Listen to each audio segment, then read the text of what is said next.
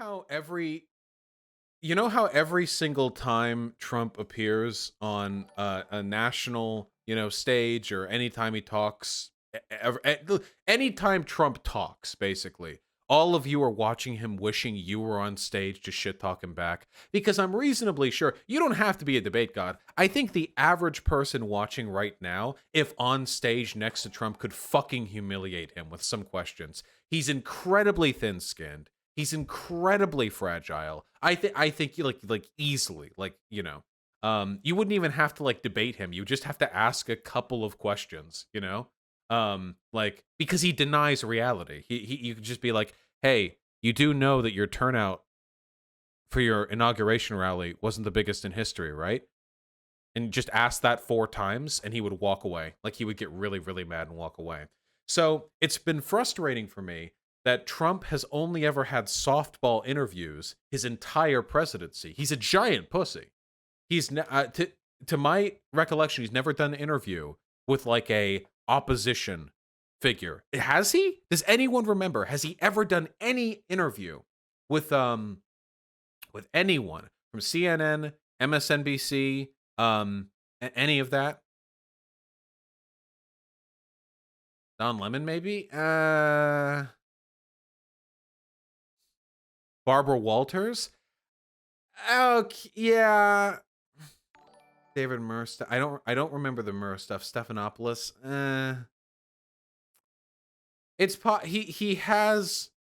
He has had some interviews like that. But I've never felt like he was really challenged in any of those interviews. But man, I did not think it would come from here. I did not think it would come from here.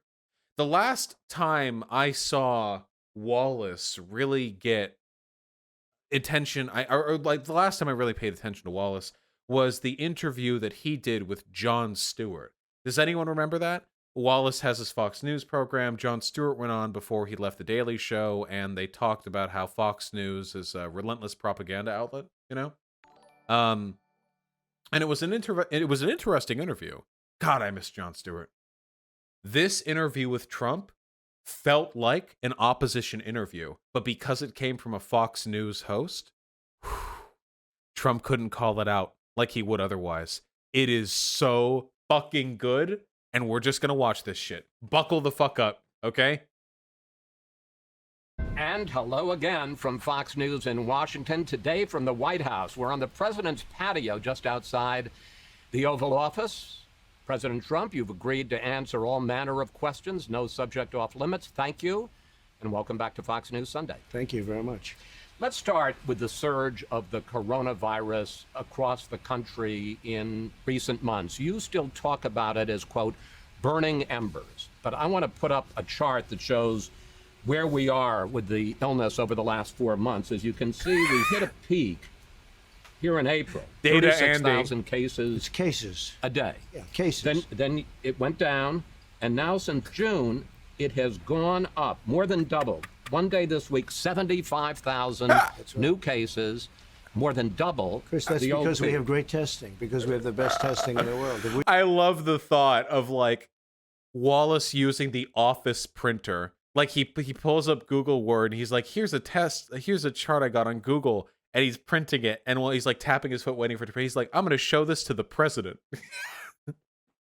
We didn't test. You wouldn't be able to show that chart.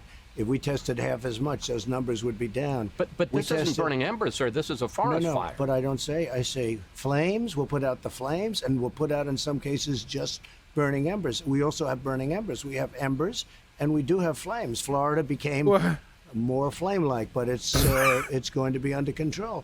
And it's not just this country; it's many countries. We don't talk about it in the news. They don't talk about Mexico and Brazil and still parts of Europe, which actually got hit sooner than us, so it's a little ahead of us in that sense.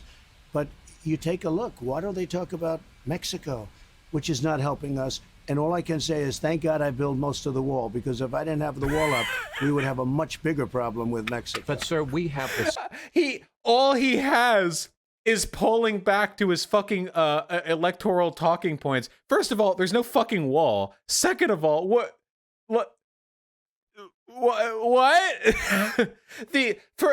Imagine the audacity, like no other president could do this. He's incredible. Hey Trump, we have like a pandemic. Things are going bad. What do you have to say? Well, why aren't people talking more about this other country? When they talk about our country, why don't they talk about this other country? Unrelated. It's a good thing I built a wall between me and the other country.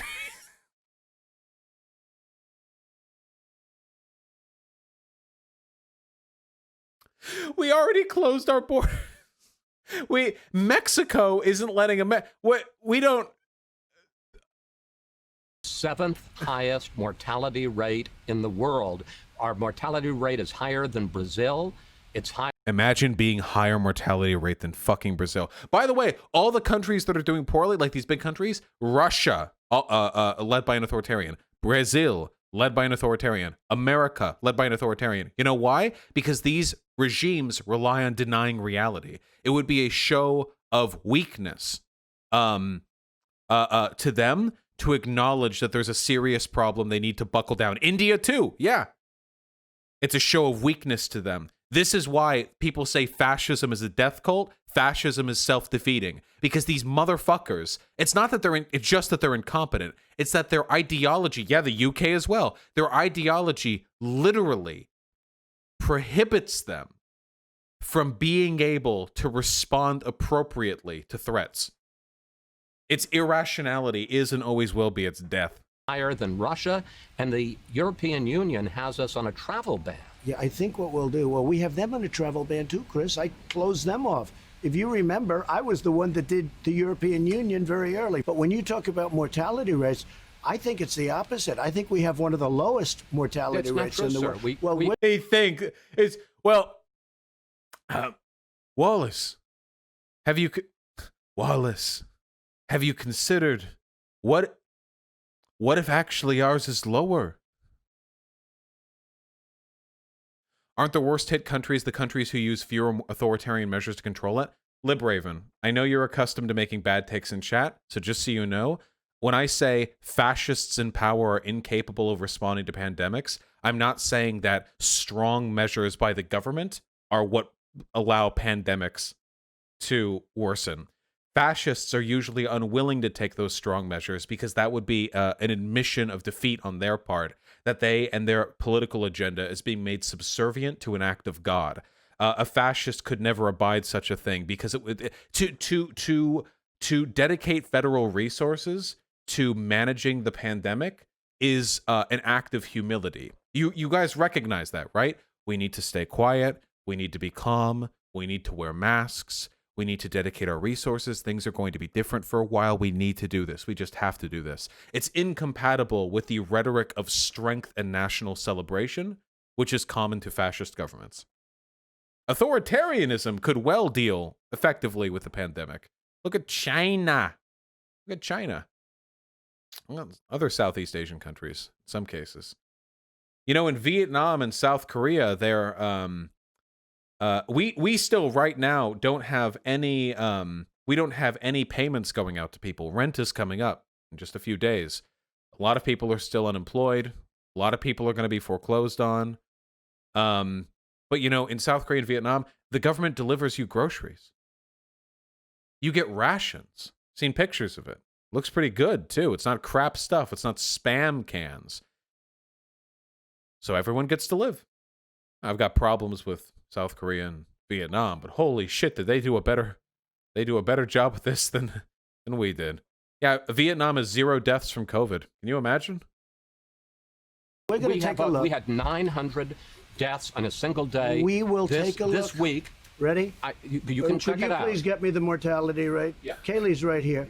I heard we had one of the lowest, maybe the lowest mortality rate anywhere in the world. You have the numbers, please? Because I heard we had the best mortality rate. He probably heard that from like Fox and Friends.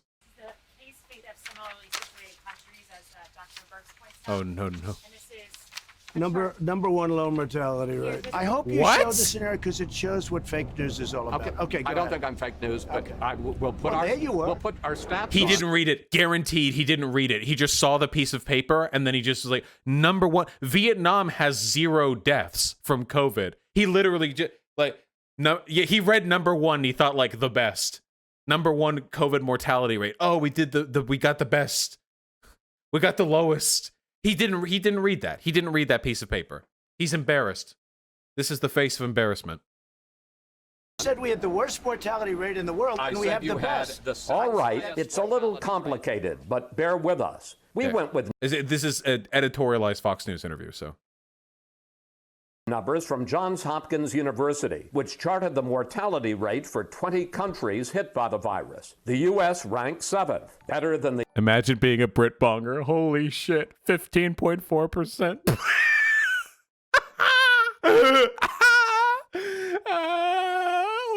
No. It's because it's because in the UK you get COVID and then they serve you food in the hospital bed and it's a toast sandwich with like raw beans next to it.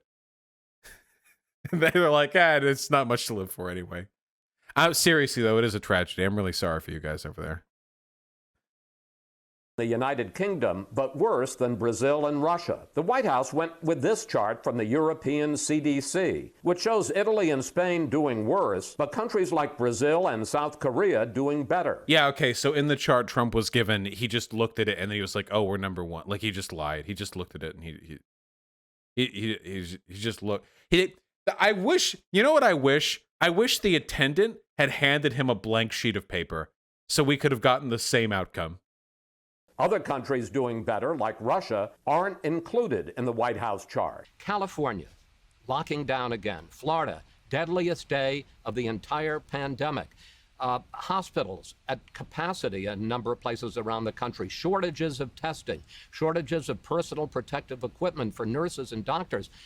A lot of people say this is because we don't have a national plan. You talk about states. We don't have a national plan. Do you take responsibility for that? Look, I take responsibility always for everything because it's ultimately my job too. I have to get everybody in line. What? Some governors have done well. Some governors have but done then he poorly. immediately goes to talking about the governors. I take responsibility for everything. Now, I will be grading the governors on their... They're supposed to have supplies. They didn't have. I supplied everybody. Now we have somewhat of a surge in certain areas, and in other areas we're doing great. But we have a surge in certain areas. But you don't hear people complaining about ventilators. We've got all the ventilators we can use. We're supplying them to other countries. We go out into parking lots and everything. Oh yeah, didn't he literally say, you guys are on your own, I don't take responsibility for anything? He literally said that at that interview. We actually went over that on stream. I don't know what the situation is with the ventilators right now. I don't know if we have a sufficient number of them or if like we like ordered them and we've kind of plateaued with how many we need. I don't actually know what the situation is. Yeah, we're running out of beds right now, not ventilators. Everybody gets a test.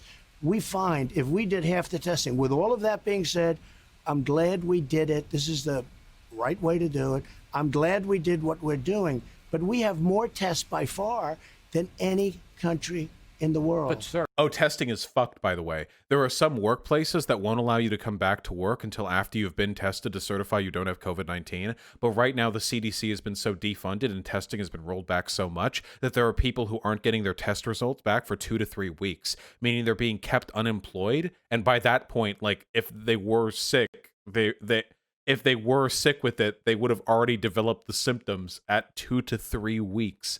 So, like, our system right now is, like, completely fucking obliterated. It's, like, it's actually insane how... Is Trump doing blackface? sir, testing is up 37%. Well, that's 30 good. I understand. Cases are up 190%. Oh, sorry, wait. Well, that's 30 good what we're doing. But we have more tests by far than any country in the world. But sir, testing is up 37%. Well, Well, that's 30 good. I understand. Cases are up. Oh, no, no. 194%. It isn't just the testing is going Oh, up. no, no. It's that the virus has spread. The positivity rate has increased. The virus is worse than it was. Many of those cases are young people that would heal in a day. They have the sniffles, and we put it down as a test.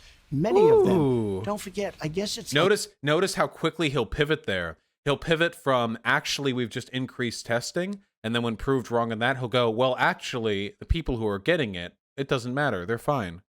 99.7%. People are going to get better, and in many cases, they're going to get better very quickly.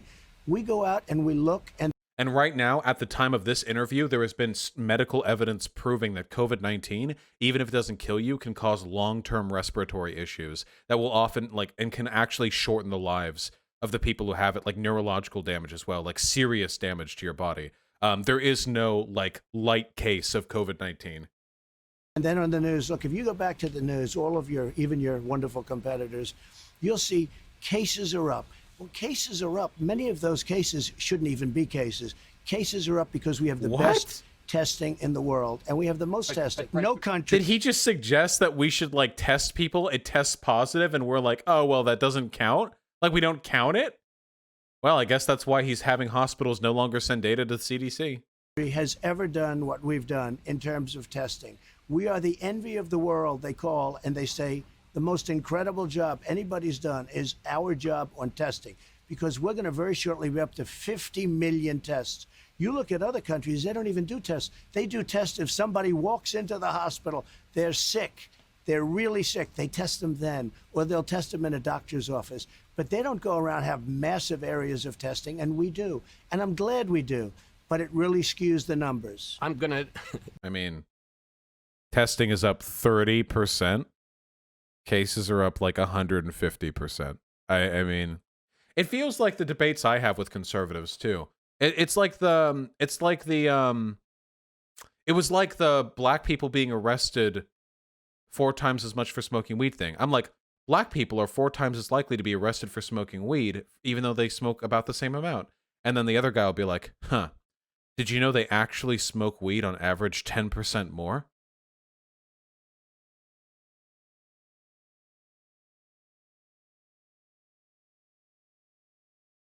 Got him. It's every argument I have with these people. Do you a favor, because I'm sure a lot of people listening right now are going to say, Trump, he tries to play it down. He tries to make it not seem as serious as it is. No, this is very not playing it down, just the sniffles. 75,000 cases a day. Show me the death. Oh yeah, you have to pay for COVID testing in most places in America. Chart. Well, I don't have the death chart here, but I can tell you the death chart is 1,000 cases a day. Excuse me. It's all too much. It shouldn't be one case. It came from China. They should have never let it escape. They should have never let it out. But another pivot. First of all, I don't think you can't guarantee by the time it had spread, the way people talk about China's involvement, China definitely fucked up some stuff. They lied about numbers, exactly like what we're doing right now. Oh, I feel like I could. We're still getting used to the new setup. Here we go. There we go. Because we lean into the mic when we do the zoom in usually. Yeah, what they treat COVID like it's a fucking wild animal in a cage. Like China let it out, and then their zookeepers just let it escape over the border. Notice the pivot again. Every time he's cornered into question, he'll go to something else. He'll talk about how the governors are at fault, and he actually did the best. He gave them everything. He'll talk about how actually, well, sure, cases are up, but they just have the sniffles.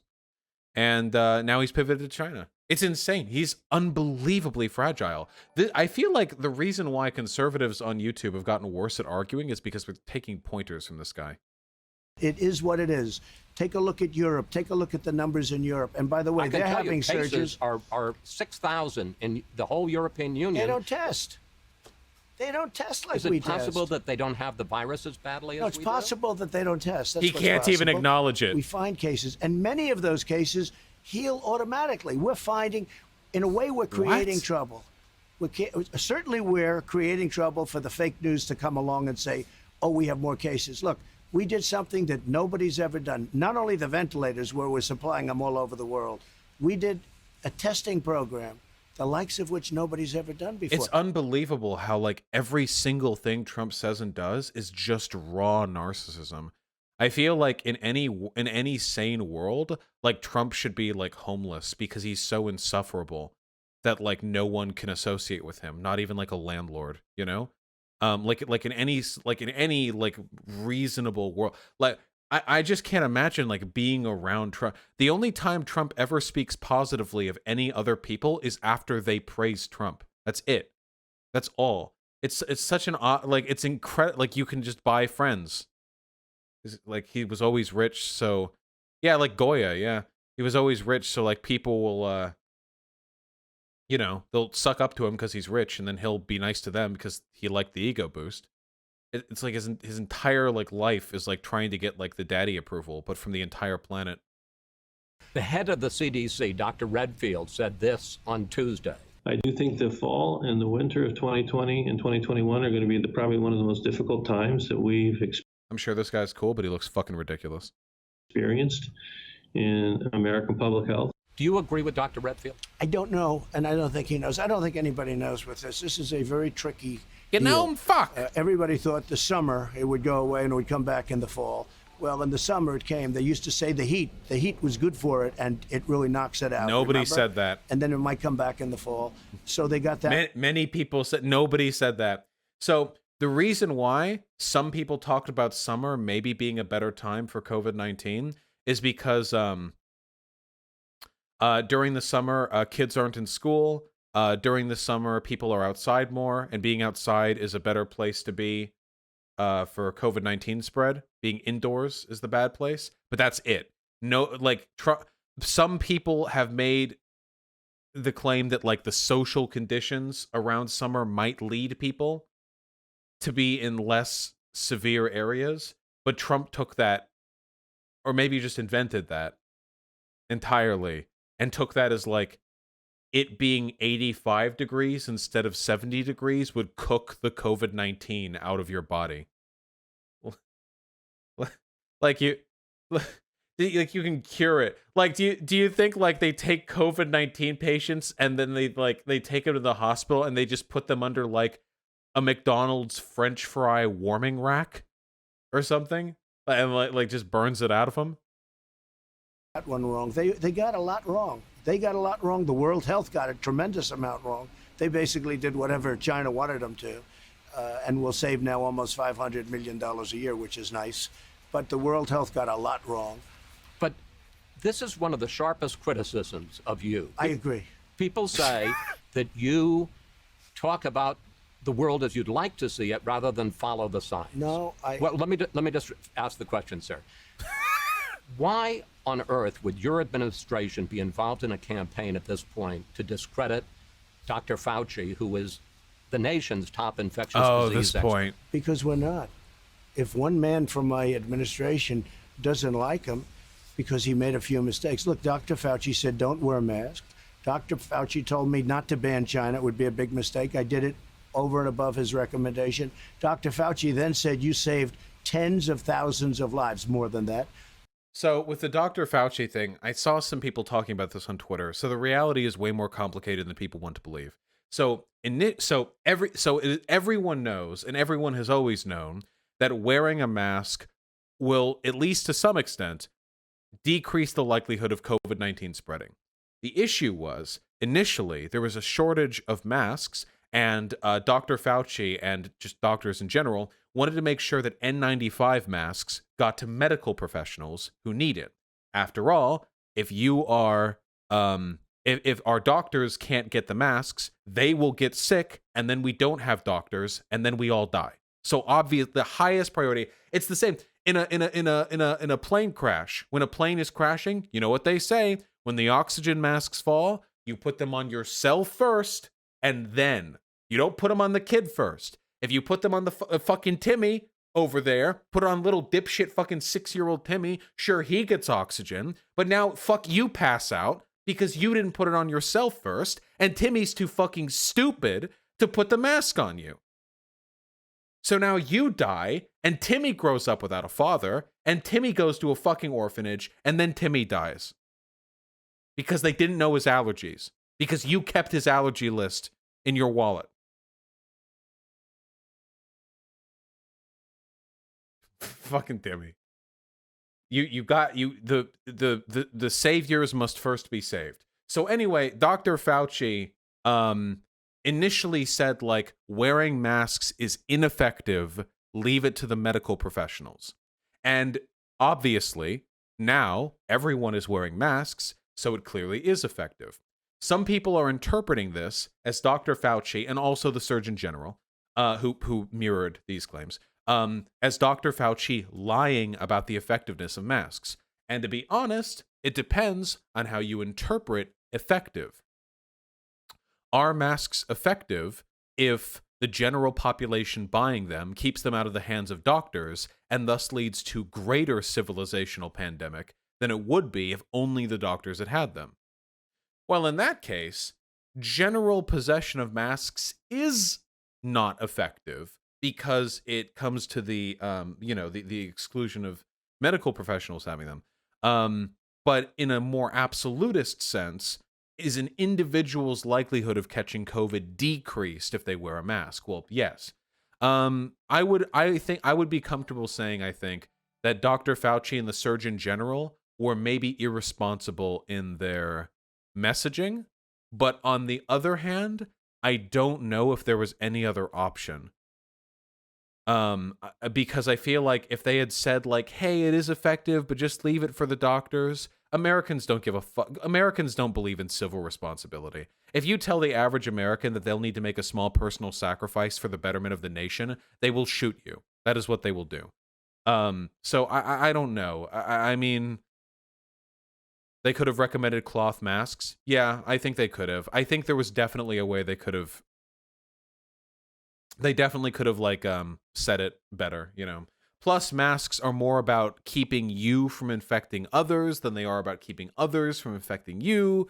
But yeah, anyway, it's a complicated issue. But I think reducing it down to Fauci and the Surgeon General lied is I mean, I think that's pretty reductive, in my opinion. But I guess it depends on your perspective. He said you saved tens of thousands of lives. Dr. Fauci's made some mistakes, but I spoke to him yesterday at length. I have a very good relationship with Dr. Fauci. But sir, this weekend, your White House put out a series of statements, so-called mistakes, that Dr. Fauci had made. One of your closest aides, one of your right-hand men, Daniel Scavino, put out this. It's a fucking Ben Garrison comic. No way. It's a fucking Ben Garrison. He's done it. Garrison, we've done it. We got you on fucking national television. Holy shit. Ben Garrison, after this, actually did a new comic where it's really, really cringe. It's where it's a comic of this interview, and Trump looks at the camera and, like, winks and says, like, I love you, Dr. Garrison, or something like that, or like he's cool or something like that. He drew a comic of this where, oh wait, we have it. I'm sorry, live on from the scene. Here we go. Rapidly drew this. His daddy noticed me. Why are all conservatives just driven by, like, a lack of self-esteem and a desire for affirmation from authority figures? Holy shit. Really weird Trump face, by the way. Whereas Wallace looks pretty much on point. This looks exactly like Wallace. I don't think you need it. Why would he label Chris Wallace here? Label Trump too. Like, label Trump's hair. Like, why? I don't know. Have you seen this? Well, This doctor, cartoon? look, Dr. Fawcett, it shows him as a leaker and an alarmist. Oh, I don't know that Why- he's a why leaker. would you He's do a little that? bit of an alarmist. That's okay. I'm A little bit of leaking. an alarmist. I'm an A alarmist? little bit of an alarmist. Let me just say, Dr. Fauci at the beginning, and again, I have a great relationship with him. I spoke to him at length yesterday. Dr. Fauci at the beginning said, this will pass, don't worry about it, this will pass. He was wrong. Dr. Fauci said, don't ban China, don't ban China. I did. He then admitted that I was right. But you made mistakes too. I guess everybody makes mistakes. I was going to say, you said at one point, It's one person coming in from China, and we have it under control. It's going to be just fine. When you have 15 people, and the 15 within a couple of days is going to be down to close to zero, That's how pandemics work. Dude, what they should do, this is the cringiest, most fucking pandering thing I've ever said. You know what they need to do? They need to release a version of that game called, what is it called? Pandemic? That ancient mobile game, okay? And it has it has like a Trump mode or something. Where Plague Inc., yeah, where every country has a Trump-esque leader in charge, and it's like an insta-win because it just instantly spreads, and there are no precautions, and everyone's American, so nobody does any preventative measures whatsoever. It'd be like the easy mode. They already have? Oh, well, fuck it. They have a fake news mode as a cheat code? No way. That's so fucking funny, dude. Holy shit. Oh my god, that is so fucking funny. That's a pretty good job we've done. I think we're going to be very good with the coronavirus. I think that at some point that's going to sort of just disappear, I hope. I'll be right eventually. I will be right eventually. Jesus Christ. It's going to disappear. I'll say it again. But it's going to disappear. Does that discredit and I'll you? be right. I don't think so. Right. I don't think so. You know why it doesn't discredit? Because I've been right probably more than anybody else. Then there are masks. I mean, you could say that about literally any bad thing happening, you know? You could say like, oh, the rape dogs have taken over New York and they're raping everyone. Well, eventually they will be gone. Dogs have a finite lifespan. Are they mutts? Mutts can live up to 17 years. Like it's such a bizarre denial of reality. This analogy sucks. You suck. Fuck you. Do my job. From the first day that the CDC said that I love my job. Don't do it. people should wear masks on April 3rd, you said you weren't going to. You wore a mask for the first time in public at Walter Reed this weekend. Question, the CDC says if everybody wore a mask for 4 to 6 weeks, we could get this under control. Do you regret not wearing a mask in public from the start? And will you consider a national mandate that people need to wear masks? No, I want people to have a certain freedom, and I don't believe in that, no. And I don't agree with the statement that if everybody wear a mask, everything disappears. And I don't agree with the medical information on the subject. My doctorate in pathology suggests my research has told me. I'm gonna kill myself watching this shit, dude. By the way, man, listen to that again. Mandate that people need to wear masks. No, I want people to have a certain freedom, and I don't believe in that, no. I want to have the freedom to live in a country that's not in a fucking pandemic, okay? Listen, sometimes two freedoms are mutually exclusive and one is better than the other one, okay? And for me, the freedom for me and every other motherfucker in this country to walk around and it not be a fucking plague, fucking end of the world apocalypse plague, that freedom is more important than the freedom to not wear a mask, in my humble opinion, personally. And I don't agree with the statement that if everybody wear a mask, everything disappears. Hey, Dr. Fauci said don't wear a mask. Our Surgeon General, terrific guy, said don't wear a mask. Everybody was saying don't wear a mask. All of a sudden, everybody's got to wear a mask. And as you know, masks cause problems too. With that being said, I'm a believer in masks. I think masks are good. But I leave it up to the governors. Many of the governors are changing. They're more mask into. They like the concept of masks, but some of them don't agree. I do say this, schools have to open, young people have to go to school, and there's problems when you don't go to school. They're more mask-esque. They have more of a mask-like flavor to these governors, perhaps. School too, and there's going to be a funding problem because we're not going to fund, when they don't open their schools, we're not going to fund them. We're not going to give them money if they're not going to school. If you don't send your children to die, we're not funding their fucking education. It's a threat. If they don't open 2 points on that. First of all, what the federal government gives is 8%. It's 10%, and you know what? That's a lot of money. And you're going to take them. You know where the money goes? It goes overwhelmingly to disadvantaged kids and children with disabilities. Let the schools. Why wouldn't you send more money so the schools would be Chris, safer? let the schools open. Did you ever see the statistics on young people below the age of 18? The state of New Jersey had thousands of deaths. Of all of these thousands, one person below the age of 18 in the entire Deaths. But what about the damage to your body? Also, kids get COVID and then they go back home to their adult parents. I can't. Dealing with conservatism with these people, they can't. You can't talk with them.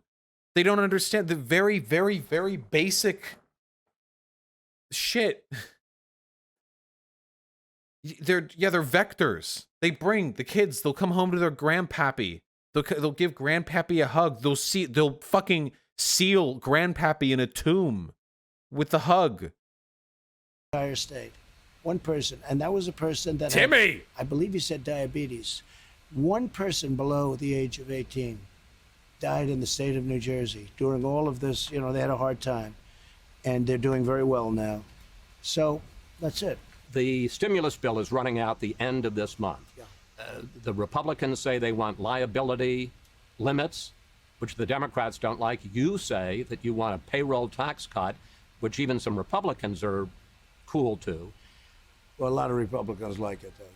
Will you only sign a bill that has those two provisions? Well, we're going to see, but we do need protections because businesses are going to get sued just because somebody walked in. You don't know where this virus comes from. They'll sit down at a restaurant. They'll sue the restaurant. The guy's out of business. Right. So we do need some kind of a immunity.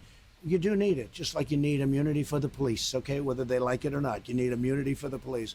But they do. Kind of threw that one in there, huh? Got a signal to the base. Plague Inc. tweet.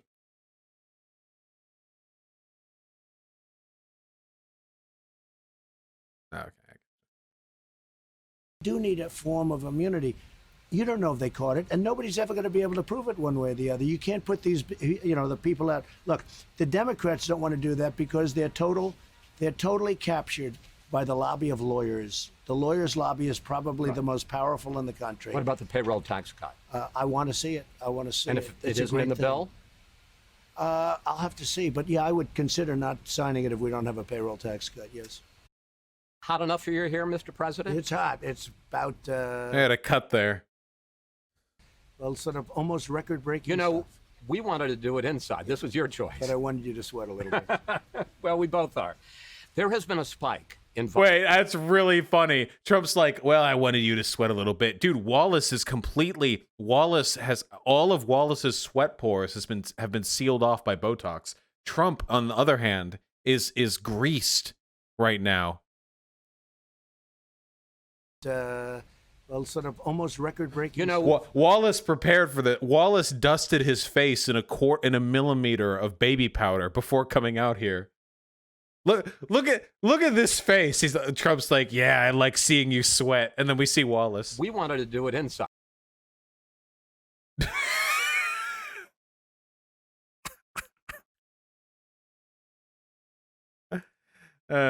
This was your choice. But I wanted you to sweat a little bit. Well, we both are. There has been a spike in violent crime in America in recent weeks. Oh, We've no. seen deaths up in New York, deaths up in Chicago, shootings. How do you explain it, and what are you going to do about it? I explain it very simply by saying they're Democrat-run cities. Despite they're being liberally only- run. They're stupidly run. We have forced them in Seattle. Notice, by the way, how they'll always say this. They'll always say, why is crime up in these cities? It's because they're Democrat run. Bitch, every big city is Democrat run. Like almost every big city. Big cities are Democrat leaning. All the big productive parts of the country are Democrat leaning. Everything productive in this country is Democrat leaning. Obviously. Always. And then they'll say, well, it's the Democrats, their stupid policies. What policies? They never actually say. I've heard this so many times. Why is Chicago the way it is? Why is Portland the way it is? Why is New York the way it is? Democrats. Why? What are they doing exactly? What would you do differently? to end the chop because, we were going in that following day. You probably have heard it. We were getting ready to go in. We were all set. And when they heard that we were going, they set their police force. Liberal Democrats have been running cities in this country for decades. Poorly. Why is it so bad right now? They've run them poorly. It was always bad, but now it's gotten totally out of control. And it's really because they want to defund the police. And Biden wants to defund the police. Sir, he does not. Oh. Look, he signed a charter with Bernie Sanders. I will get that one, just like I was right on the mortality rate. Did you read the charter that he agreed to? It says nothing about defunding the police. Oh, really? It says abolish. It says defund. Let's go. All right. Get me the charter, please. All right. Chris, you've got to start studying for these. He says defund the Oh, police. no. He says defund the police. They talk about abolishing the police. They talk about illegal aliens pouring. I look forward to seeing that. Meanwhile, the George Floyd murder has reignited the issue of racism in policing in this country. I want to give you a couple of statistics. Nationwide, blacks are Oh man, listening to a Fox News host open a sentence with, "Let me give you a couple statistics." Blacks, oh man. twice as likely, fewer in absolute numbers, but in terms of per capita, blacks are twice as likely to be shot and killed by police as whites are. In Minneapolis, over the last 5 years, police used force against blacks at a rate 7 times that against whites. Can you understand why blacks would be angry at that? Of course I do. Of course I do. Many whites are killed also. I Yeah. understand.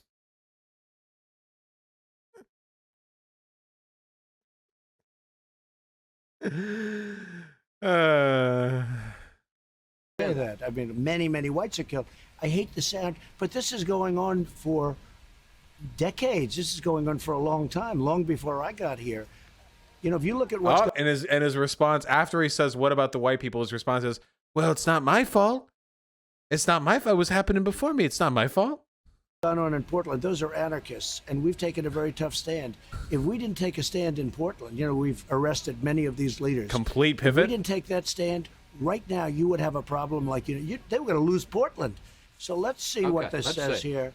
Prosecution, sanctuary cities, incentivize illegal alien, expand asylum, abolish immigration detention. No, that's not well, no, we'll find it. Oh, by the way, yeah, you guys know that Biden's been on some pretty good shit lately. That $2 trillion climate change plan and the stuff that he worked with Bernie Sanders, abolishing immigrant asylum, stuff like that. I mean, listen, like, I know it's still Biden. I know we're not exactly rolling with the top tier, politicians here, but man, I mean, like I said it, Biden is weak and he is willing to concede. The populist left arm of the Democratic Party is very capable of pushing this party leftwards if we try hard enough. I mean, listen to these. This is from their joint proposal. Lose Portland. So let's see what this says here. Prosecution, sanctuary cities.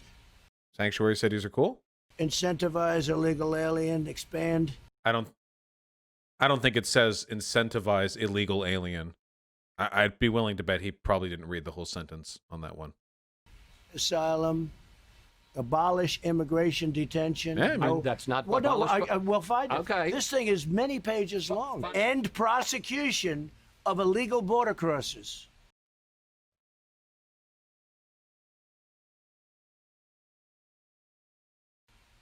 Support deathly, and these are the worst things. Sir, I'm not disagreeing with you on any of those. I'm disagreeing about defund police. The White House never sent us evidence the Bernie Biden platform calls for defunding or abolishing police. The cut here means they argued about it for 20 minutes without Trump admitting that it doesn't say that anywhere in the plan. Because there is none. It calls for increased funding for police departments True. that meet certain standards. Biden has called for redirecting some police funding for related programs like mental health counseling. This week, you said that Black Lives. Just so you guys know, there are some good arguments for increasing police funding for stuff like right now, if you want to become a police officer in the United States, all they do is they round you into a car and they dump some sandbags spray painted black and they make sure you can hit one at 10 yards with a Glock. And then you can become a cop. They give you the uniform, the badge, everything. Whereas in other countries, if you need to go through like a college course. Basically, it's like 2 years. I think there are some countries where it's even 4 years. That would cost a lot of money to do, of course. I think the argument would be like when it's like fund police, it's like you increase the amount of money going to civil service, but ideally a lot of it gets redirected towards social programs, but you still want to, per police officer, increase police funding because that goes towards initial education. Though I have seen evidence that stuff like diversity and sensitivity training doesn't actually do anything for police. There's a lot of really interesting data out there. I wanna get on. Interestingly, did you know that very often police don't actually pay for their military equipment? There's actually very often there are like programs that they use to just get it like for free. So defunding the police doesn't actually have an impact on the fucking armored personnel carriers or whatever they're rolling down the street, you know? Anyway, the data is really, really complicated, really, really interesting. I'm just saying. Lives Matter and the Confederate flag are both issues of freedom of speech. But in the case of the Confederate flag, there are a lot of people who say these were traitors who split from this country, fought this country in large part to preserve slavery. Is the Confederate flag offensive? It depends on who you're talking about, when you're talking about. When people proudly have their Confederate flags, they're not talking about racism. They love their flag. It represents the South. They like the South. People right now like the South. I say it's freedom of many things, but it's freedom of speech. So you're not I can't believe we let this happen. How did we let the traitor flag represent the South? We should have burned every single unironically, I wish that for a century after the end of the Civil War, the production of Confederate flags was illegal. Unironically, I can't believe that there is a portion of this country that identifies with a fucking secessionary traitor force that existed only because they wanted to be meaner to black people. It's insane. They could have done this with Nazi Germany. Can you imagine if in fucking 1945, with the USSR and the coalition forces pushing in from the east and the west, there was a small section of Germany that never actually got touched by war, and that section just kept using the Nazi flag as a heritage not hate thing? Can you that's directly parallel. It's directly actually, that's even better. That's what we do is worse than than that example, because at least Nazi Germany wasn't literally a traitorous secessionary force from Germany. It was their government. It actually was their government. The Confederate flag has never at any point in time represented any American government because the Confederacy wasn't an American government. Anyway, it's just insane to me. It's insane to me that we let this pass. German Nazis do this with the flag. I know there are Nazis in Germany, but they don't. There isn't this culture of the veneration of Nazi Germany as a heritage not hate thing in a massive swath of Germany that is commonly accepted by a large population. But find me German cities where their city flag was the Nazi flag. You know, it's insane. Not offended by it. Well, I'm not offended either by Black Lives Matter. That's freedom of speech. And you know, the whole thing with cancel culture, we can't cancel our whole history. We can't forget that the North and the South fought. We have to remember that. Otherwise, we'll end up fighting again. You can't just cancel all of it. Let me wait. First of all, wait. We'll forget? Wait, what? If we take down the statues, it'll be lost to time. It'll happen again. What are you talking about? Cancel culture. God, fuck me, dude. If I had known that the president of the United States and everyone would talk about cancel culture, I never would have used that term if I had known. I know. I take it back. I regret nothing. Fuck all you. I'm not changing my fucking...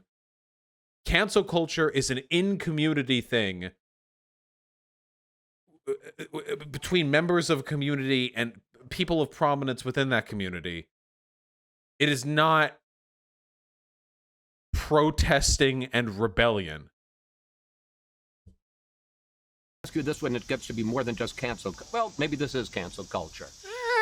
The National Defense Authorization Act, the NDAA, you have threatened to veto it because in the bill, and this is supported by Republicans as well as Democrats, it would rename Army bases named for Confederate generals. Now, this is a bill that funds military operations. It gives soldiers a pay raise. Yeah.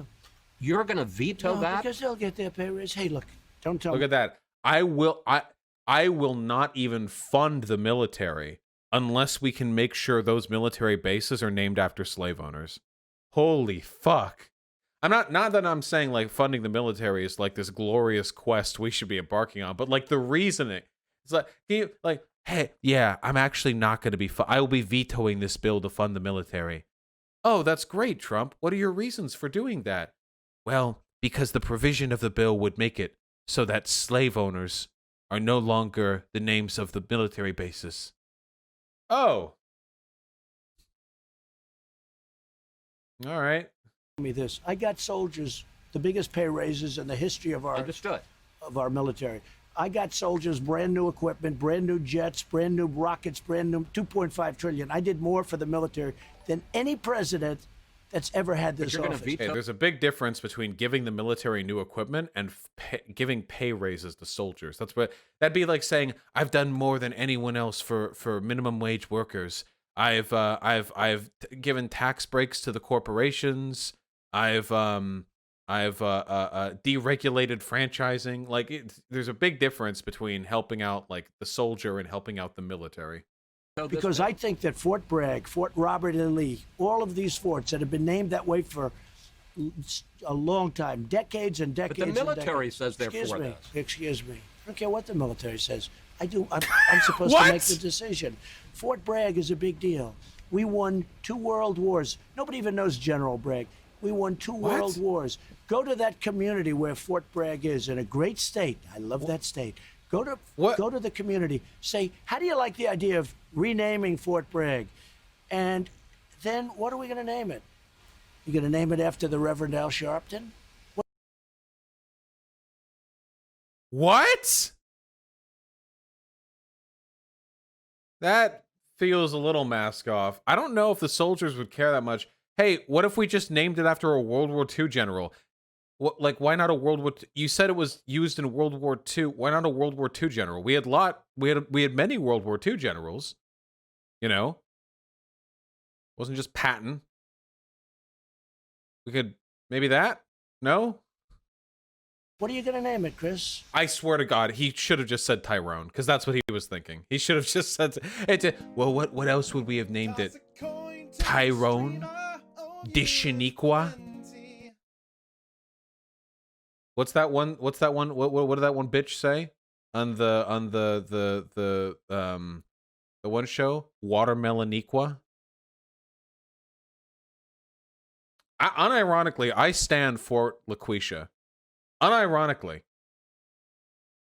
Who's with me? Fort LaQuisha. Unironically.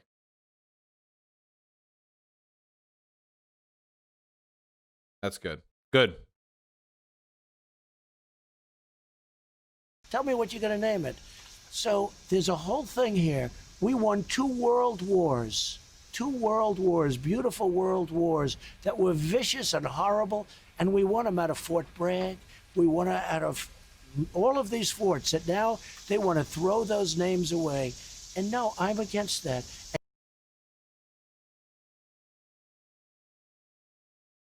I want to believe he just misfires. He's got brain rot just like Biden. He says because he has his adjectives, you know, splendid, unbelievable, unprecedented, beautiful. I think he just threw he just threw the adjectives and that's what stuck, you know? And you know what? Most other people are. And I don't believe in polls because I see the fakest polls I've ever seen.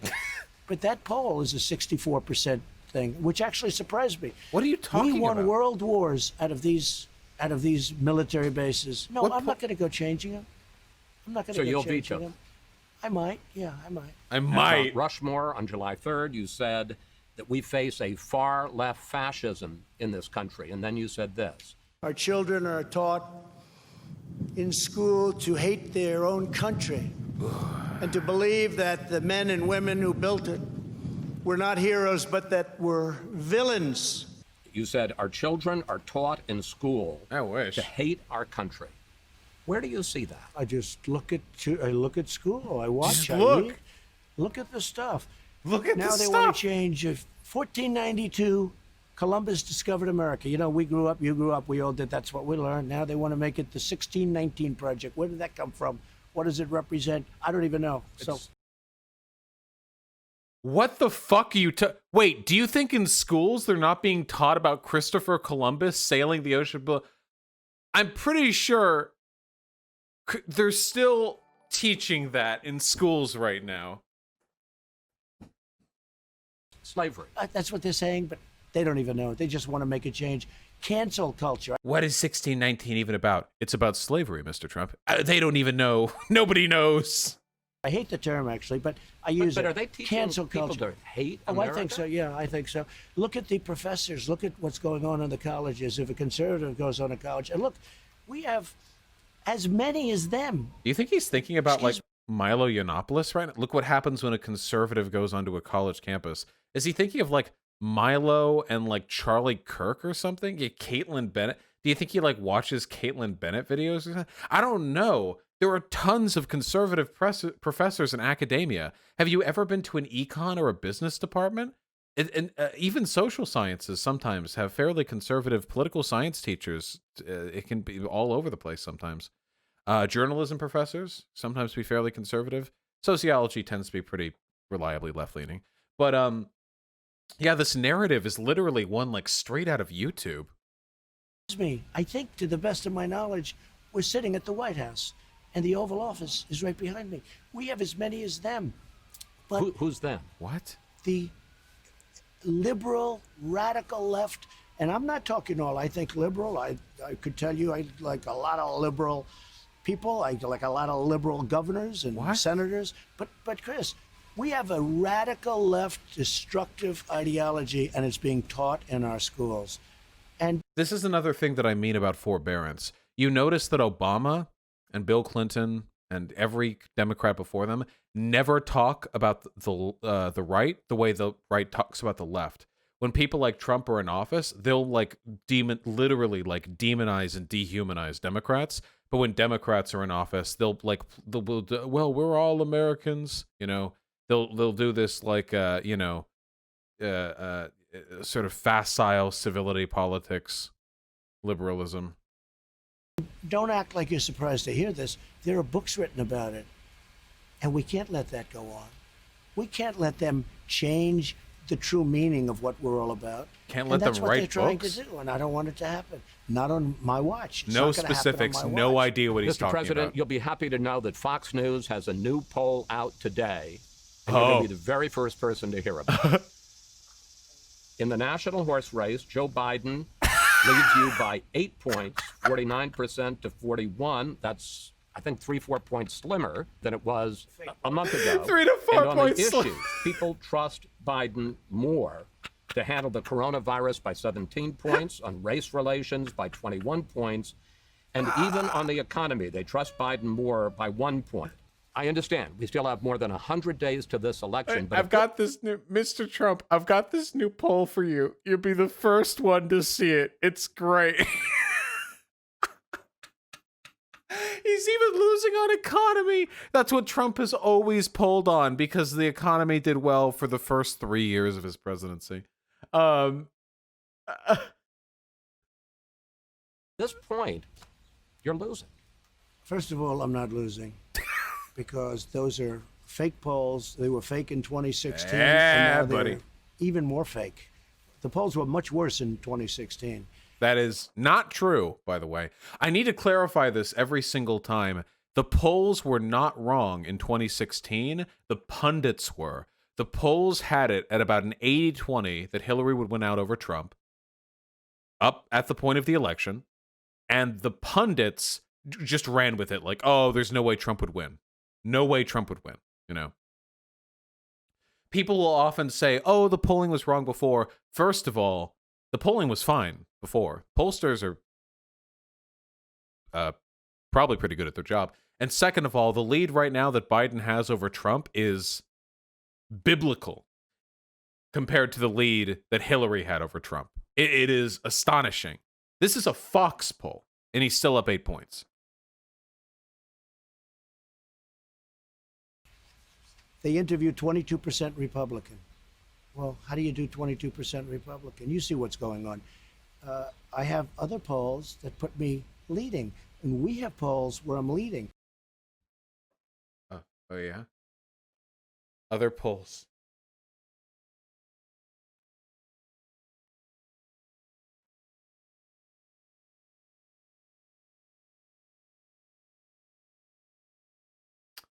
Biden, Biden, Biden, Biden, Biden, Biden, Biden, Biden. Skip down to the national. Biden, Biden, Biden, Biden, Biden, Biden. There's one. Oh, was there one? Was there one? Wait, where was the one where he was leading? Only look at the national ones. The ones over here that say states, they're a state poll. 47 to 40, 45 to 38, 46 to 38, 43 to 34, 47 to 45. That one's close. 48 to 41, 51. Nope. In every single national poll, not the state ones over here, the national polling, yeah, Biden is winning. Whew. Here, look, national only. Yeah, look at the dots. Do you see any dots? Nope. Oh, that's a beautiful aggregate right there. My God. What is this, over the past few months? Can we get a longer time range? This only goes back to March. I want to see how it changed after coronavirus came. Ooh, baby. We're in for a good one, baby. Yeah, no, this is a... How does he pull in swing states, though? Astonishingly well. Astonishingly well. Biden is doing spectacularly well in swing states. But keep in mind, we don't have to win. We don't have to win a fair election. We have to win a rigged one. Trump will do absolutely everything in his power, to maintain power. In large part, probably because a whole lot of indictments are going to catch up to him after he leaves office. And yeah, keep that in mind. I have a poll where we're leading in every swing state. That is not true. That has to be a lie. I cannot, in every swing. Wait, hold on. What poll would track every swing state? You either do a poll on a state or a national poll. There's no single poll that tracks every swing state. Oh yeah, I did a collective poll of 14 states, but individually? What? Yeah, I polled my friends. I called up all my friends, all my friends in all the states, and they all said they liked me. And I don't believe that first of all, the Fox polls, whoever does your Fox polls, they're among the worst. They got it all wrong in 2016. They've been wrong on every poll I've ever seen. I must tell you. No, I'm just telling you. And let me ask you this. So on the economy, so I've always led on the economy by a lot. I know, which is why I was Biden surprised by can't this put number. two sentences together. They wheel him out. He goes up. He repeats. They ask him questions. He reads a teleprompter. And It's true, but this is one of the things that bugs me when lefties, or do that, like shit talk Biden for being mentally deficient, because Trump does the exact same thing, just differently. I will admit, Trump is funnier. That is definitely true. Yeah, here's the aggregate presidential forecast presently. As you can see, Texas is leaning. Texas is leaning red. Which means we got a shot. Florida is leaning pretty heavily blue based on projections. North Carolina as well. And it looks like dead even in Georgia, which is insane. Iowa, dead even. Ohio, this is insane. if there's a Texas flip, this will be like a legendary landslide. Arizona leading blue pretty heavily too. Is insane. 85-15 isn't that much better than 80-20, so that's not that much better than 2016, right? No, because the projections previously for Hillary Clinton had her at an 80% chance to win with a slimmer margin. Whereas in this instance, we have a higher percent chance to win with a heavier margin. I'm not a pollster. Like, I'd have to go through the specific methodologies, but from what I've talked to, and I've talked to some people in my community who are pretty heavy on the polling and the data, it seems this is a pretty heavy lead right now. We can't get comfy. Keep in mind, Trump's probably gonna burn all the fucking mail-in votes or something. We'll see. Oh, we'll see. Oh yeah, there we go. The ever-changing race for the White House. And here's their ongoing predictions. Hopefully this trend continues and we can get Trump down here in like the 2 to 3% chance range, and maybe we can get the legendary 538 delegate Biden landslide, like Jeb. What's the yellow? Independent. Can only hope. Oh, despite making up only 13% of the probability of winning the election. And then he goes back into his basement. You tell me the American people want to have that in an Me age too. where we're in trouble with other nations that are looking to do numbers on us. So let me ask you a direct Numbers. question. No, I'm going to ask you a direct question about Joe Biden. Is Joe Biden senile? I don't want to say that. I say he's not competent to be president. To be president, you have to be sharp and tough and so many other things. He doesn't even come out of his basement. They think, oh, this is a great campaign. So he goes in. I'll then make a speech. It'll be a great speech. And some young guys start writing, Vice President Biden said this. He didn't say it.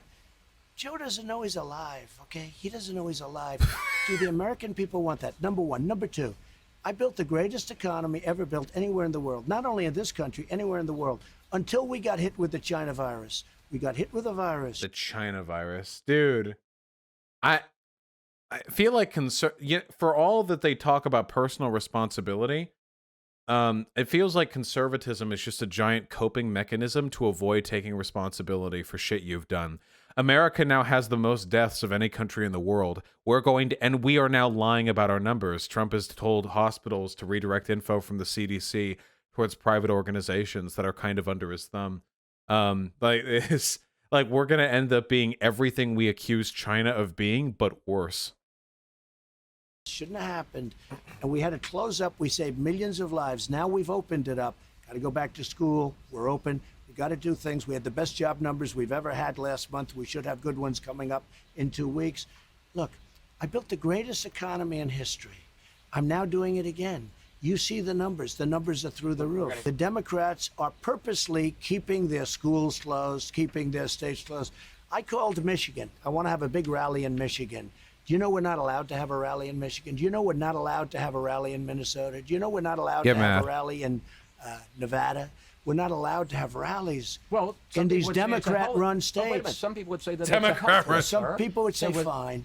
But I guarantee you, had some issues. He just said, leave it to the governors. Let's see what they do. And now he's bitching about it. After if everything was gone 100%, they still wouldn't allow it.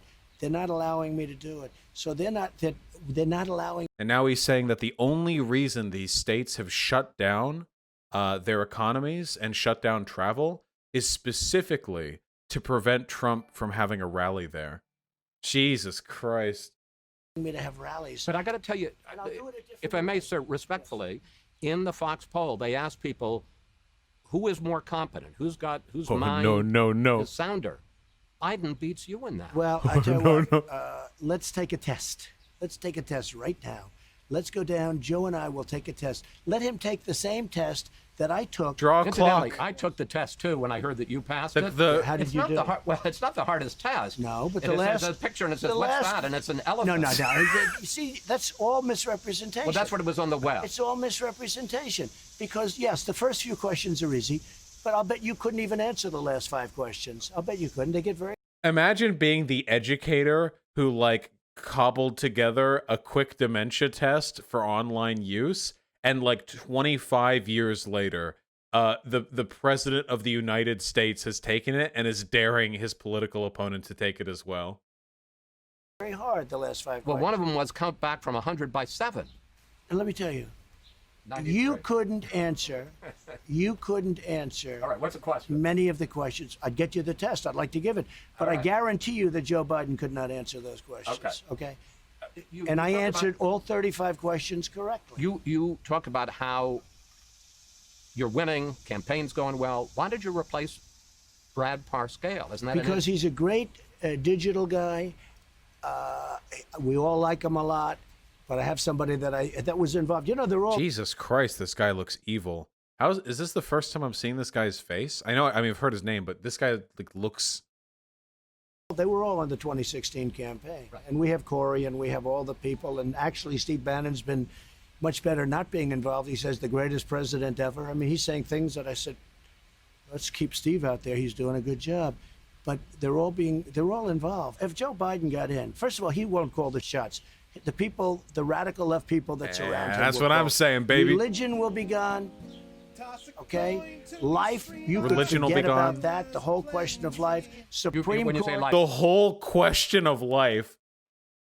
But does that mean Biden will like answer like the meaning of life? Like if we get rid of the question, or is he like Thanos? Like Biden's going to take office, and the fucking fifth Infinity Stone is in the Oval Office, and he's going to complete the snap. Life, you mean abortion? Absolutely. That is not what he meant. He did not. When Trump said the question of life, he did not mean abortion. He was thinking of Thanos. 100%. That whole question, which is a very, it's always been a 50-50 understand. thing. It's actually trending a little bit more toward one When you say side now. religion is going to be gone, what does that mean? Look at what they're doing to the churches. They won't let the churches even open if they want to stand in a field 6 feet apart.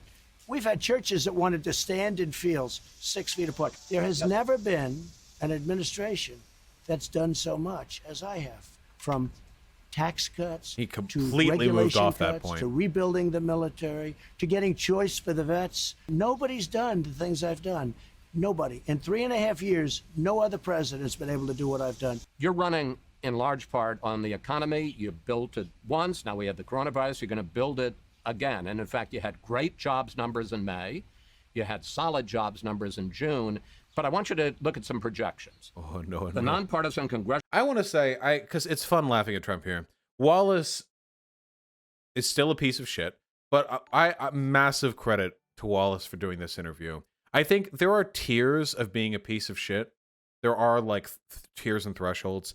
I think you can be a piece of shit, generally speaking, but like Wallace took this seriously. Wallace came in here wanting to make Trump look like a fucking clown, and I do respect that because Trump is much worse than Wallace. And it's possible to be a piece of shit in the traditional Republican way, you know. If you're a sort of institutionalist, you're not like overtly racist, but you kind of think like blacks need to get their shit together. And it's possible to be in that position and to look at Trump and be disgusted without being us, without being left-leaning or even being a Democrat. And credit where credit's due, you know. I think that's respectable to an extent. I say the same thing about Mitt Romney, you know. I don't think he's a good guy by any stretch of the imagination, but I'm happy that he's, you know, pushing back a little bit. And I say the same thing about John McCain. Again, giant piece of shit, but he, you know, if you're better a piece of shit who does a good thing than a piece of shit who doesn't. National Budget Office says the unemployment rate at the end of the year will be 10.5%. J.P. Morgan says in the fourth quarter, GDP will contract by 6.2%, with states now rolling back some of the reopening. On purpose. And well, there are a lot of Republican states that are There doing is it, like no Texas. reason, but here's they'll be open very soon. Let me just ask my question. There's no reason for Isn't there a- California to be doing what they're doing, All right, but except for November 3rd. with the states shutting back their And again, what unbelievable fucking narcissism. The only reason Democrats are trying to control the spread of the pandemic is so they can hurt his election chances. The annoying thing is, like, the satisfying thing would be to let go of all restrictions and just let the entire country die despite Trump, but that wouldn't not only would that be a bad thing to do, it wouldn't actually affect anything, because then Trump would pivot immediately to blaming the Democratic governors for lifting their restrictions. Immediately. Like, immediately. If things started ticking up, he would go, well, these Democrats, they want to make me look bad by increasing the number of cases, so they got rid of their restrictions. And if they have restrictions, they want to make me look bad by the restrictions. They're closing down the economy. Reopening, in a lot of cases, new lockdowns. Won't the economy still be a problem for you on election day? I don't think so. I think the economy is expanding and growing beautifully. Now, the Democrats want to keep it closed as long as possible because they think that's good for election. But I think the economy is doing very well. Now we're coming back, and we're coming back at a level that nobody would have thought possible.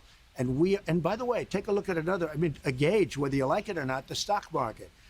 The stock market, NASDAQ, hit its all-time high 2 weeks ago, and it's beaten it 14 different times, okay? The stock market, Dow, etc., is 1,000. I think it's a phenomenal testament to how fake right-wing populism is, that Trump was supposed to be like, clear the swamp, fuck the Wall Street traders who caused the financial crash in 2007. Fuck those people, they should be in jail. And then for the entirety of his presidency, the only metric by which he measures the strength of the economy is by how the stock market is doing, which has nothing to do, generally speaking, with how the average consumer is doing. There we go. There we go, Donnie. Points away from its all-time high, meaning very close. We're going to have a stock market, perhaps, on November 3rd, that's the highest in history. I want to talk to you about Obamacare. Since the pandemic hit, millions of people have lost their jobs and thereby lost their health insurance, and almost 500,000 have signed up for Obamacare. Your administration just announced that you're signing on to a lawsuit to overturn Obamacare. And replace it. Why does it make sense to overturn Obamacare, with which people now are relying on? Look at the way he said that. Look at Wallace's exasperation. Like, in the middle of a pandemic, he's still trying to get rid of healthcare. Lawsuit to overturn Obamacare. And replace it. Why does it make sense to overturn Obamacare, with which people now are relying on? Democrats are going to say the man who's wanted to kill Obamacare is going to take away the protection for pre-existing conditions. First of all, we got rid of the individual mandate. Pre-existing conditions will always be taken care of by me and Republicans, 100%. But you've been in office 3.5 years. You don't have a plan. Well, we haven't had. Excuse me. You heard me yesterday. We're signing a health care plan within 2 weeks. A full and complete healthcare plan. Bullshit. 2 weeks. It's been 4 days since this interview aired, so he has 10 more days. Full and comprehensive healthcare plan. Bullshit. The Republicans had 8 years to come up with something as a replacement to Obamacare, and they didn't have it. When Trump was repealed it, he was only able to get the individual mandate, thanks to John McCain, and they did not have a replacement. Bullshit. They have something to replace it with. What they're going to do, if they can, is they're going to get rid of medical protections, leaving the country stark and unprotected, millions completely without any kind of coverage, and then they're not going to replace it, and then they're going to say they could have replaced if it weren't for Democrat obstructionism. That the Supreme Court decision on DACA They just want you dead. gave me the right to do. So we're going to sign an immigration plan, a health care plan, and various other plans. And nobody will have done what I'm doing in the next 4 weeks. The Supreme Court gave the President of the United States powers that nobody thought the President had by doing what they did, their decision on DACA. And DACA is going to be taken care of also. But we're getting rid of it because we're going to replace it with something much better. But we got rid of already, which was most of Obamacare, the individual mandate. And that I've already won on. And we won also on the Supreme Court. But the decision by the Supreme Court on DACA. Remember how mad he was after McCain prevented him from repealing all of Obamacare? Definitely a victory. Allows me to do things on immigration, on health care, on other things that we've never done before. He's talking out of his ass, by the way. What he's essentially saying right now is Obama did executive orders, and this has unlocked a new set of presidential powers for me. It's not true. What he's trying to do is implicitly justify any bullshit he does via executive order by saying that it stemmed from what Obama did via executive order. But there's no, It's nonsense. And you're going to find it to be a very exciting 2 weeks. Your niece, Mary Trump, has written a book about Oh, you yeah, and your this family, book. and one of her main points is that she says your dad, Fred Trump Sr., damaged the whole family. And here's what she says about what you learned from your father. He learned to become the killer you mentioned, the man who needs to succeed at all costs, who will do anything to get attention, financial rewards, Man behind the slaughter. and to win. Do you see any truth in that? My father liked to win. My father was a very good man. He was a strong man. It's disgraceful that she said that. She was not exactly a family favorite. Is it essentialist of me to say that he looks evil? Like, do you think, like, yes, but you're right? Okay. I mean, he looks like he just got done raping someone. Does he not? I'm not, like, does he not? Tell me I'm wrong. Does he not? Like in a Madman-esque, like, women aren't humans type of way?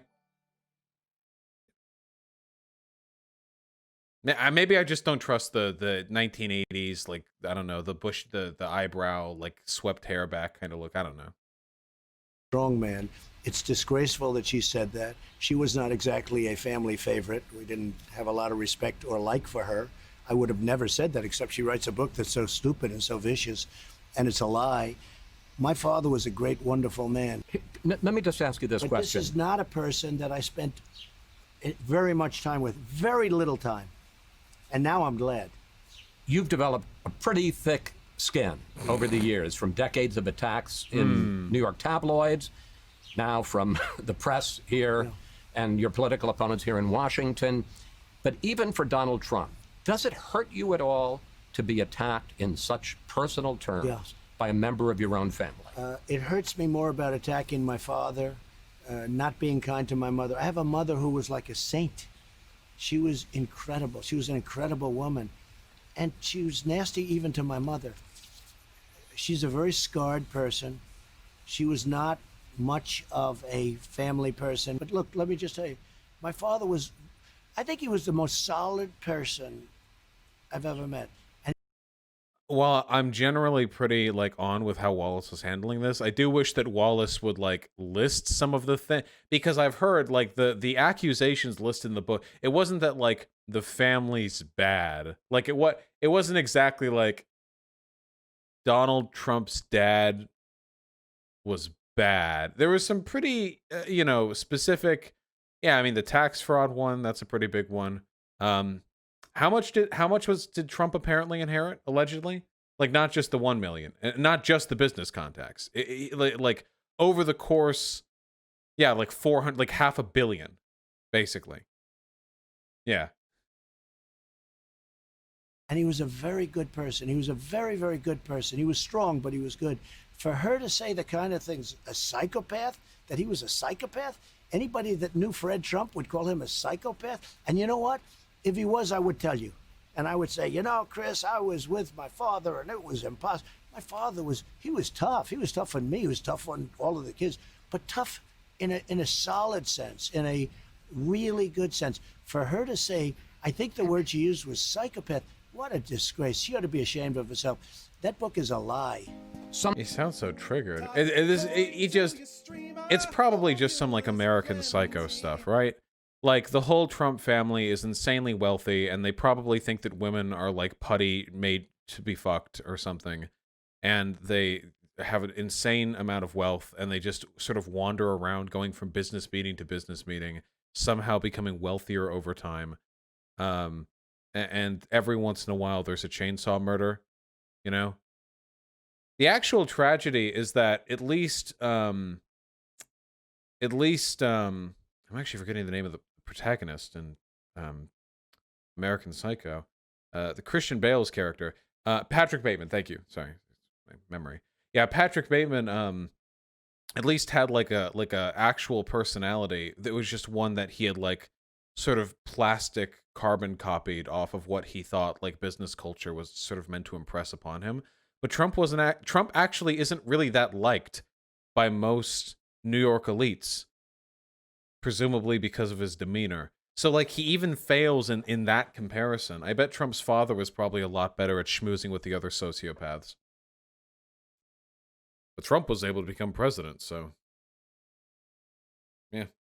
Some people were surprised when you agreed to this interview, to sit down with me. What are you going to ask? Especially... Wait, what? To this interview, to sit down with me. What are you going to ask? What?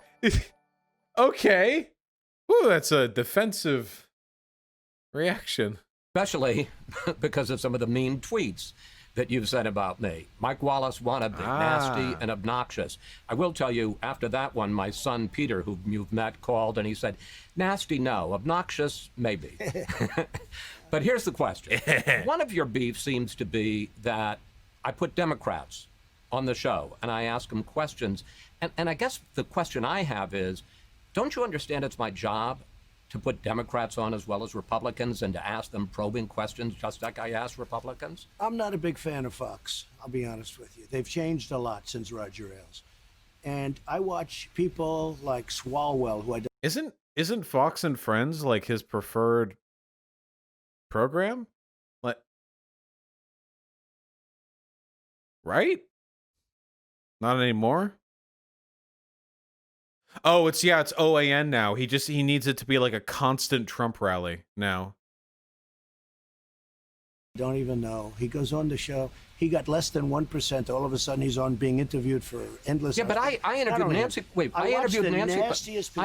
I interviewed. You sent one tweet after I interviewed Nancy Pelosi, and in the interview, I asked her specifically about the fact in February you were in Chinatown pitching tourism while the virus was spreading. If the president underplayed the threat in the early days, Speaker Pelosi, didn't you as well? Isn't that legitimate to talk to the Speaker of the House? Look, I know you very well. I respect you a lot. I respect your father a lot. I thought he was one of the most talented journalists there are. And you likewise are a very talented person. I do think this. I think you are very, I think you are toward the Democrat side, which is okay. I mean, it's not true. Watch the James Comey interview I did in December. 17 significant errors in the FISA process, and you say that it was handled in a thoughtful and appropriate way. Yeah, he's right. I was wrong. But you make it sound like you're a bystander, an eyewitness. You were the director of the FBI while a lot of this was going on, sir. Sure. I'm responsible for that. That's why I'm telling you I was wrong. I was overconfident as director in our procedures. You couldn't do as tough an interview with Comey. I'd like to think I treat everybody the same. I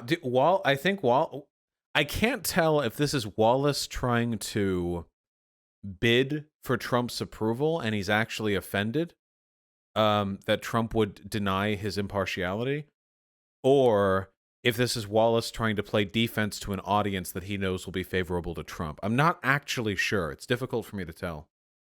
it just seems to me that you are very prone to be nice to the Democrats, and maybe I'm wrong about that, Chris, but it's an honor to be with you. It's fine. I love it. I love it that it's close to 100 degrees out today. Your choice again. Yeah, I know. That's okay. I'm not saying you're going to lose. I am not saying that. We saw how you turned it around last time. I don't Pay think attention. I'm going to lose at all. But if you did, how crushing would it be to you? First of all, let me just tell you something.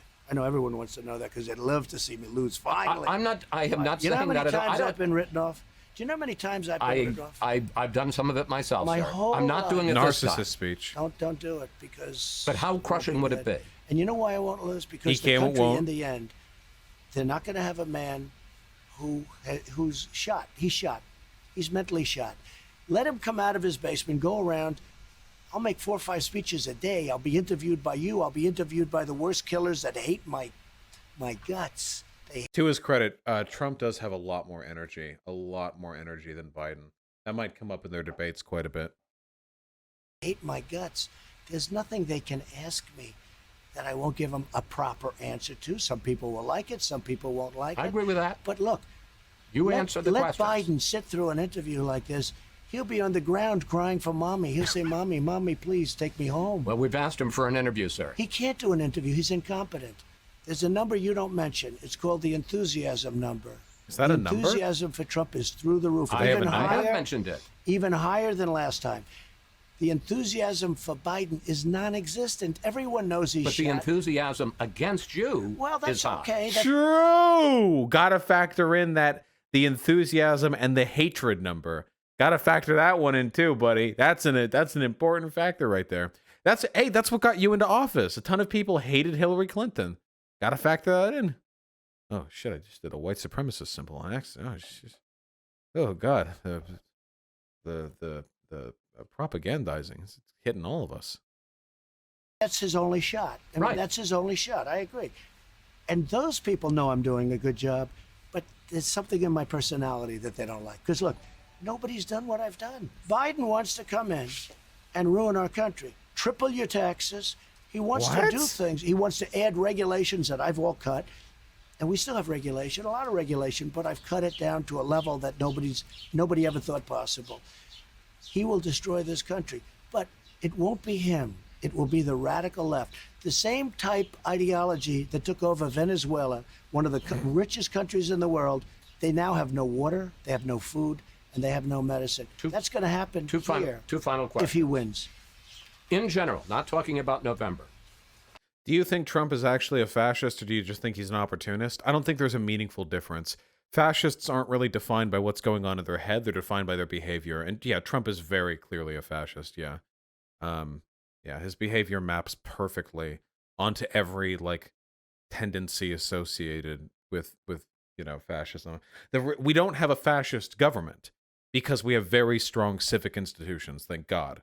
We're stronger in that respect than Russia, than Brazil, than India. Our democracy is stronger, but he is a fascist, and in a weaker country, then it would be a fascist country. Are you a good loser? I'm not a good loser. First time he's told the truth his entire fucking interview. I don't like to lose. I don't lose too often. I don't like to lose. But are you gracious? You don't know until you see. It depends. I think mail-in voting is going to rig the election. I really do.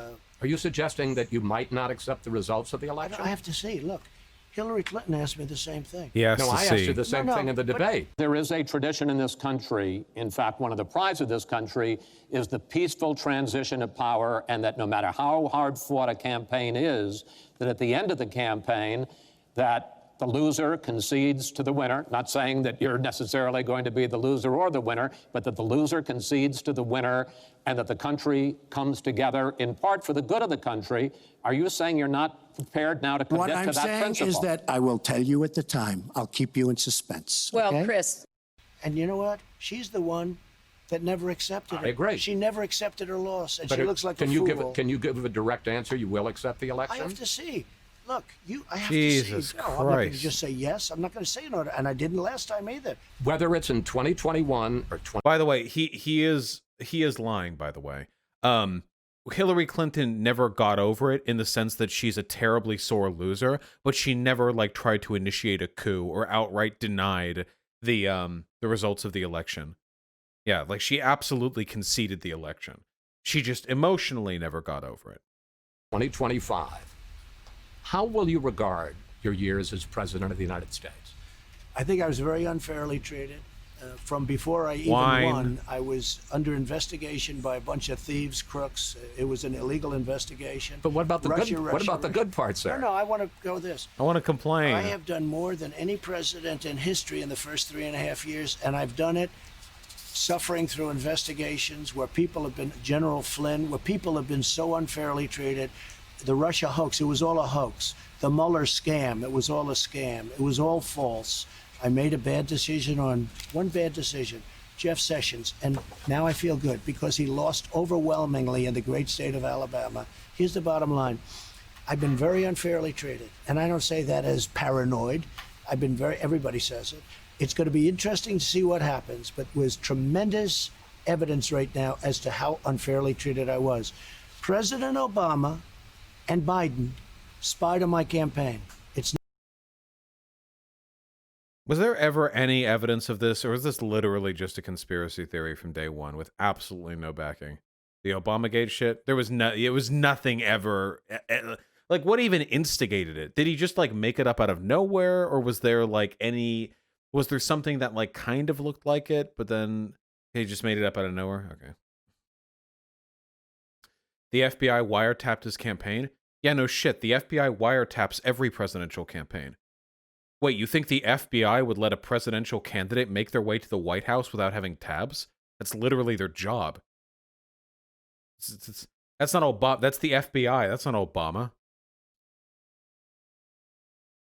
It's never happened in history. If it were the other way around, the people would be in jail for 50 years right now. That would be Comey. That would be Brennan. That would be all of this, the two lovers. They definitely wiretap Bernie's campaign. Yeah, it's the FBI. They have to. Do you think the FBI would let like seditious people because like if they were like openly like plotting some sort of coup or treason or what? No. The FBI is absolutely keeping tabs on everyone. Who has a shot at office? Yeah. Strzok and Page, they would be in jail now for many, many years. They would be in jail. It would have started 2 years ago, and they'd be there for 50 years. The fact is, they illegally spied on my campaign.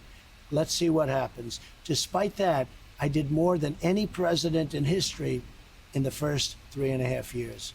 Mr. President, thank you. Thanks for talking with us. Thank you. Thank you very much. Nice meme. Wow. I'm so glad we watched that through to the end, folks. Did you think it would be that bad? For those of you who hadn't seen it, what was your impression? Were you let down? Were you surprised?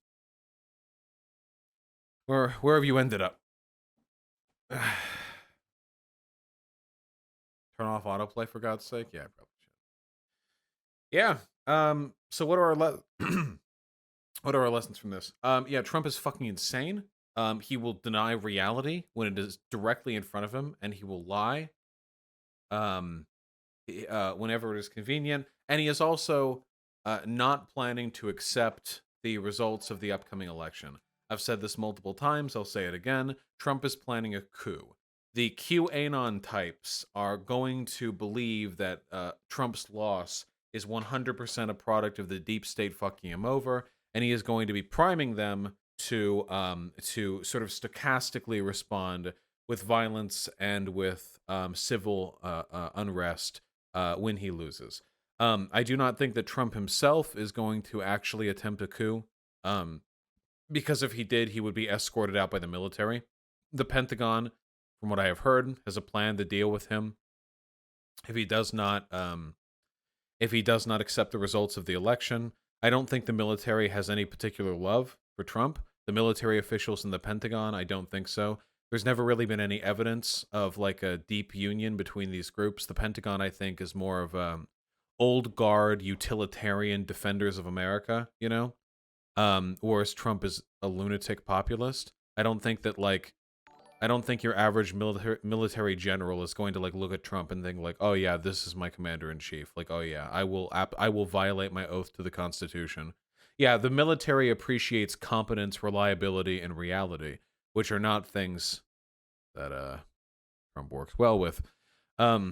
Yeah, but so I don't think he's going to do it. I think that he's going to sort of stochastically prep his followers to do it. We got some scary times coming ahead, folks, but thank God for Wallace for doing that interview, for confirming, among other things, that Trump, A, does not give a shit about us dying of corona, and this will probably continue for a long time afterwards, and B, that Trump is not planning to accept the results of the election. Do you think there's a significant risk of another Kristallnacht this election season? Would it be more likely if Trump wins or if he loses? If Trump wins, I don't know. If Trump loses, I expect there to be a wave of violence against prominent left-leaning people, or at the very least, minority groups in retaliation.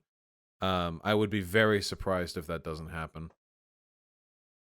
Yeah, immigrant communities, Jews, synagogues, that sort of thing. I'd be very surprised if that doesn't happen. So hopefully that doesn't happen. Are you going to stream election night? Hold on, wait. I'm a politics streamer. Are you asking me if I would be streaming on election night?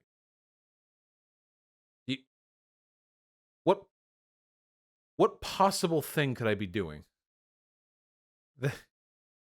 will I take a day off that day? Do you think I'll play games? Like I'll be playing like Half-Life or something? Like, oh dude, Biden just won. Oh yeah, cool. Haha, this segment's so hard. All right. Nice meme. Nice meme, you Weasley little shits.